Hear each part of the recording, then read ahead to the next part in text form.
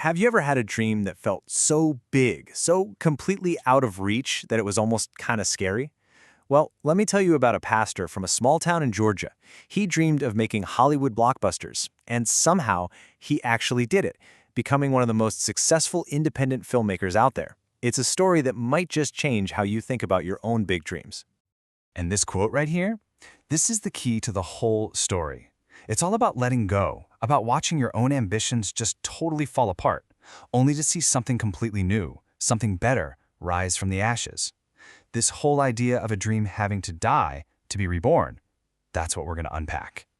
So, you got to picture this. Alex Kendrick, growing up as a pastor's kid, but he's got this classic Hollywood bug. He's watching all these big movies and thinking, hey, where are the epic movies for people of faith? He literally dreamed of making, a Christian Star Wars or a Christian Indiana Jones, basically the blockbusters he loved, just with a little sprinkle of Jesus.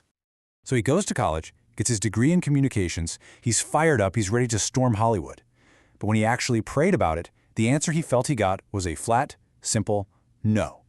Just no. So his path gets completely rerouted, not to a film set, but to being a youth minister. It felt like his dream was dead on arrival. Okay, so what do you do when your life's dream just dies? For Alex, the answer was right in front of him, in his own dad.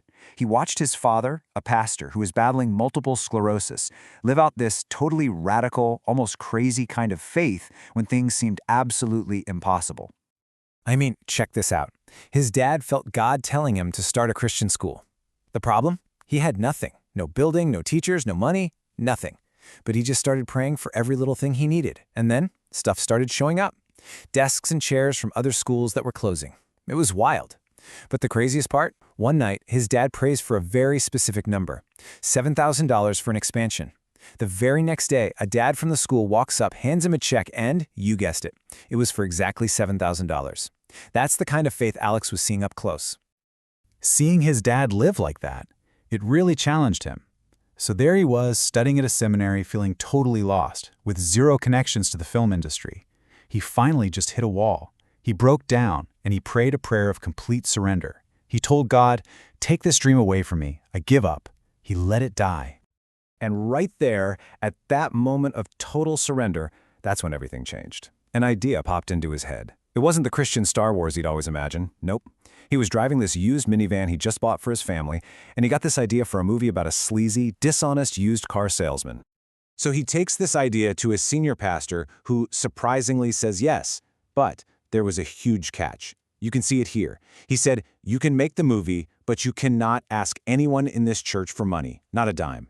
You have to pray and trust God to provide everything you need. It was like a final exam on everything he'd learned from his dad. So he had to trust. He figured out the absolute bare-bones budget he needed, $20,000. That was for one camera, a mic, and some lights from Home Depot, and he prayed. A little while later, a family from the church comes to his house and says, "We feel like God's telling us to help you. What do you need?" He told them the amount, and they just wrote him a check for the full $20,000. Just like that. Now, the production itself was, let's just say it was scrappy. Their fancy camera dolly, it was a skateboard rolling on some PVC pipe. The actors were all volunteers from the church, wearing their own clothes. My favorite story is that they had to stop filming a scene on a Friday, and when they came back Monday, the main actor had gotten a haircut. If you watch the movie, you can literally see his hair change mid-scene. So when Alex finally saw the first cut of the movie, he was just horrified. He turned to his brother and said, "I'm part of the problem now." He felt like he had created the exact kind of cheesy Christian movie he always hated. He was convinced it was a complete and total disaster.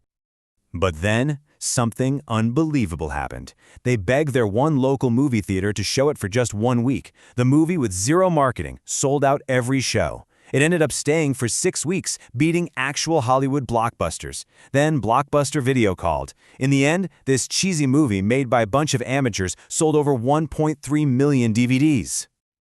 All right, so let's get to the next chapter, because this is where things get even crazier. After the insane success of Flywheel, they made their next film, Facing the Giants. And this time, Alex figured, okay, now I can do this the professional way. It's time to take this thing to Hollywood myself. So he flies out to California, movie in hand, thinking he's finally made it. He starts knocking on doors. Disney, Lionsgate, Paramount, you name it. And the answer was the same everywhere he went. A big, fat no. They said it was a nice story, but too much Jesus. Not enough big-name stars. Every single door slammed shut. So totally defeated, he flies back home to Georgia. And what does he do? He gets on his knees and he surrenders it all over again. He gives the film to God. Right after that, his team makes a totally routine phone call to Sony's music department just to get the rights to a song. The person on the other end of the line watched the movie, loved it, and decided to send it up the ladder to the movie division, Sony Pictures. And suddenly, Sony was calling them, asking if they could distribute their little church movie all over the world. And this just kept happening, film after film. It's an incredible pattern. On Fireproof, a key piece of equipment breaks. They're stuck in the middle of nowhere and they need a forklift, so they pray. A guy who lives nearby just wanders onto the set, asks what's up, and says, "Oh, I've got a forklift, I'll go get it." Then on War Room, they run out of money. Alex and his brother are sitting in their car, praying for the $500,000 they need to finish. The second they say amen, the phone rings. It's a friend, offering them that exact amount. So after all of this, all these cycles of trying, failing, surrendering, and then seeing these miracles, what's the big lesson here? Well, it all boiled down to him understanding that there are two very different kinds of ideas in the world. He realized there's a huge difference between a good idea and what he calls a God idea. See, a good idea, that's something you can pull off on your own. You've got the skills, you've got the resources, you can make it happen. But a God idea, that comes with a built-in gap. An impossible spot where you can't move forward on your own steam. It forces you to rely on faith. And when that miracle happens and the gap is crossed, you know you can't take the credit for it. And this realization led him to something even deeper. While he was working on his newest film, The Forge, he felt the goal wasn't just to be a believer, but to be a true disciple, which, as he saw it, means three things.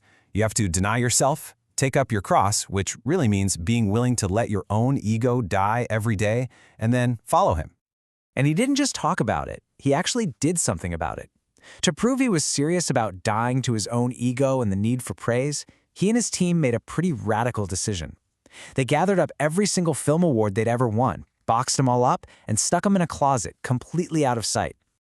In the end, it all comes back to this one verse. It's the lesson his father taught him with his life, and it became the foundation for this whole incredible journey. The idea that faith isn't passive. It's an active, earnest search for God, who promises to reward those who look for him. It's the engine behind every one of these stories. Which kind of leaves us with a big question to think about, right? In our own lives, in our jobs, in our dreams. What are the good ideas we're chasing after, the things we know we can do in our own strength? And what might be the God ideas, the ones that seem way too big, maybe even impossible, the ones that would require a real leap of faith? Alex Kendrick's story seems to suggest that maybe, just maybe, the greatest things only happen after we're brave enough to let our own dreams die first.